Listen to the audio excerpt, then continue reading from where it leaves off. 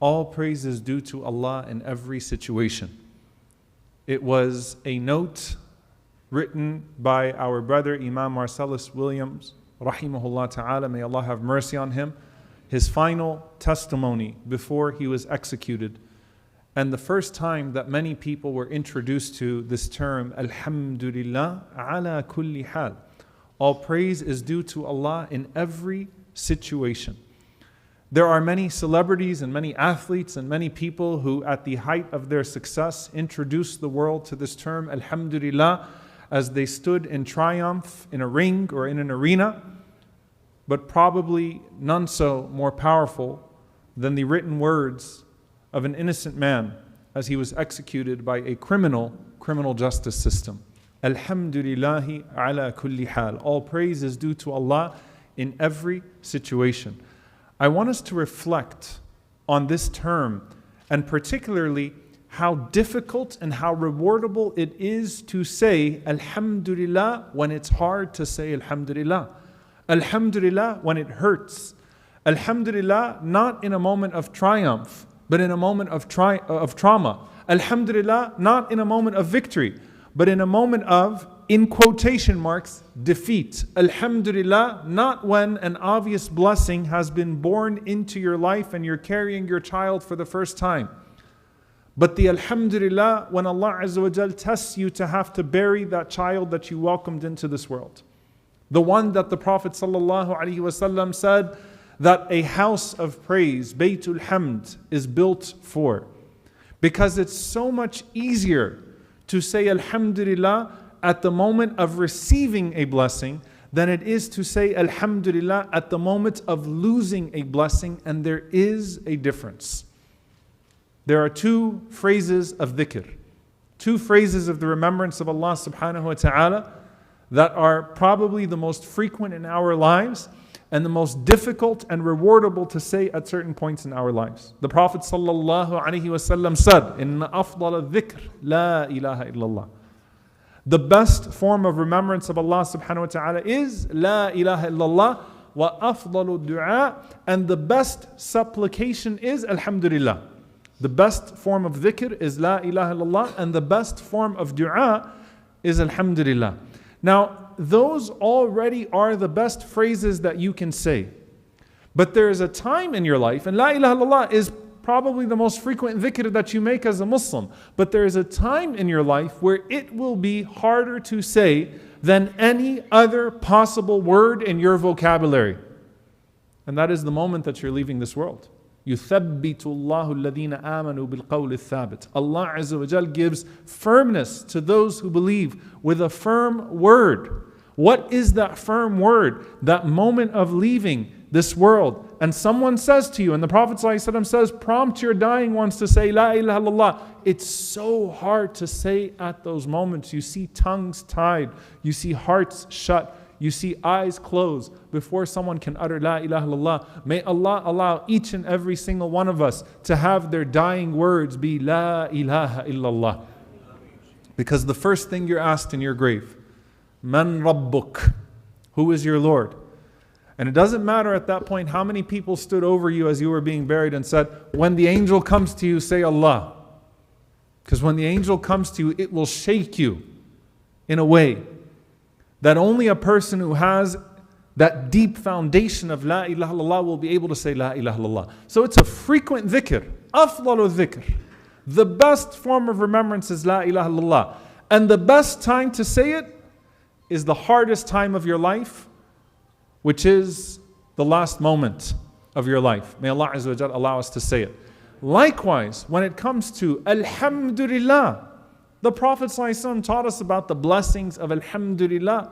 The Prophet ﷺ said that whoever eats food and says, Alhamdulillah alladhi at'amani hadha wa razaqnihi min ghayri hawla minni wa la quwwa. All praise is due to Allah who provided this to me, sufficed me with it, with absolutely no power or capacity of my own. The Prophet ﷺ said, غُفِرَ لَهُ مَا تَقَدَّمَ مِن ذَنْبِهِ. Allah will forgive him for everything that came before.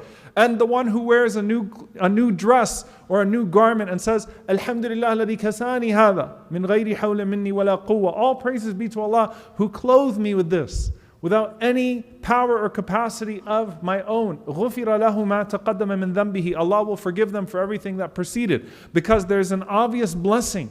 The easiest thing to say when Allah gifts you with a blessing, it's instinctive, is Alhamdulillah, Alhamdulillah, Alhamdulillah. You won't find many Muslims tongue-tied at that moment when you shake them and say, hey, congratulations, Alhamdulillah. Even a person who's barely practicing Islam, at their graduation, at their wedding, or when something obvious happens, Alhamdulillah, Alhamdulillah, Alhamdulillah. But the real test is when a blessing is being taken away.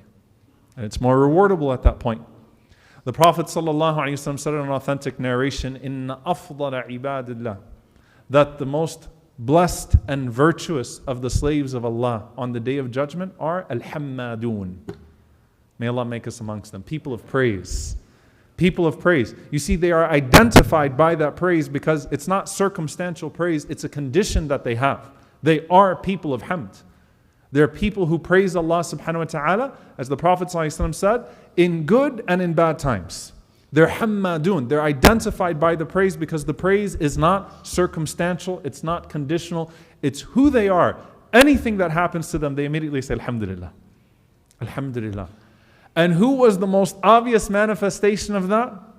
Habibuna sallallahu alayhi wasallam, our beloved one alayhi salatu wasalam, who was authentically narrated that when the Prophet ﷺ had something good happen to him, something that made him happy, he said, Alhamdulillahi alladhi bi ni'matihi tatimmu salihat. All praise is due to Allah subhanahu wa ta'ala, who by His favor, all favors are completed, all blessings are made complete.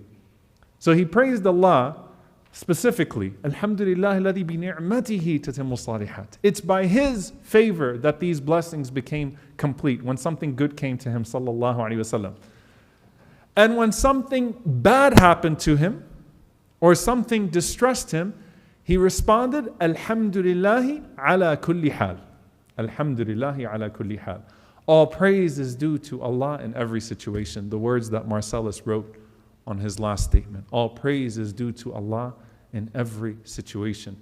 And he used to seek refuge, alayhi salatu wassalam, to be from those who are min hali ahli nar, to be in the situation of the people of hell. So he would thank Allah subhanahu wa ta'ala ala kulli hal for every situation. He would seek refuge in Allah subhanahu wa ta'ala min hali ahli nar, to be from the circumstances, or to have a circumstance, or to be of the state of the people of hellfire. So it was hamd from him sallallahu alaihi wasallam. He was always grateful to Allah subhanahu wa ta'ala. He, every single time when he suffers, alayhi salatu wasalam, or when he is satisfied, he's driven to the same state and words of praise. If you saw him in sajda, alayhi salatu wasalam, if you walked into a masjid and you saw him in prostration, you wouldn't know if something really bad just happened to him or if something really good just happened to him. Because both the bad and the good drove him to the same place. His sajda, alayhi salatu wasalam, drove him to the same praise. His hamd, sallallahu alayhi wasallam. His tears were of gratitude, no matter what. Alhamdulillah, Alhamdulillah, Alhamdulillah alladhi bi ni'matihi tatimmu salihat. Alhamdulillahi ala kulli hal. Sometimes your body language, when someone asks you, how are you? You say, Alhamdulillah. Your body language contradicts your words. The Prophet ﷺ said the words and he explained what he meant by the words. Alayhi salatu wassalam. What's the difference between the two? And I want us to reflect on this bi'idhnillahi ta'ala with the few minutes that we have. When Allah subhanahu wa ta'ala gives you a blessing, there's an obvious manifestation of His karam, an obvious manifestation of His bounty, of His generosity. And so your alhamdulillah is thanking Allah subhanahu wa ta'ala for an obvious blessing and a seen attribute of His generosity subhanahu wa ta'ala. It's different. The opposite is true. When Allah subhanahu wa ta'ala tests you with something, when He afflicts you with something, when you say Alhamdulillahi ala kulli hal, when you praise Allah subhanahu wa ta'ala and thank Allah subhanahu wa ta'ala for every situation, in that state, you are praising Allah subhanahu wa ta'ala for an unseen blessing behind a seen trial. And you are explicitly praising Allah subhanahu wa ta'ala from a place of tawakkul, from a place of trusting Allah subhanahu wa ta'ala's wisdom, His unseen wisdom, rather than His obvious generosity. So there's a different manifestation of a blessing, and there's a different attribute of Allah subhanahu wa ta'ala that you're connecting yourself to. And if you were to take any one of us, and you were to say which one is harder to recognize, obviously it's the latter, not the former. Obviously it's the latter, not the former. And the former is to prepare you for the latter. Just like your practice of La ilaha illallah in times of ease and in times where you're not dying, where you're alive, where you can feel your heart beating, where it's easy to say La ilaha illallah, is to train you to say La ilaha illallah for the most consequential time in your existence on this earth. Likewise, your hamd, alhamdulillah, you get yourself used to alhamdulillah, alhamdulillah, alhamdulillah, alhamdulillah, so that as soon as something strikes you, your heart, your mind, your tongue go to a familiar place. You know, subhanAllah, you think about a person who curses regularly, who complains regularly. What makes you think that if you curse and complain regularly, you're suddenly going to garner up the most important word of your life that contradicts your nature under more distressing circumstances? Look at Brother Marcellus, and I hold myself guilty. Guilty. I haven't followed his case until last week. Guilty. I didn't know about the brother. Guilty. Unfortunately, we wait sometimes until people are at the end of their journey to take interest in their plight. May Allah Azza wa Jal forgive us for our deficiency in regards to him and the many innocent people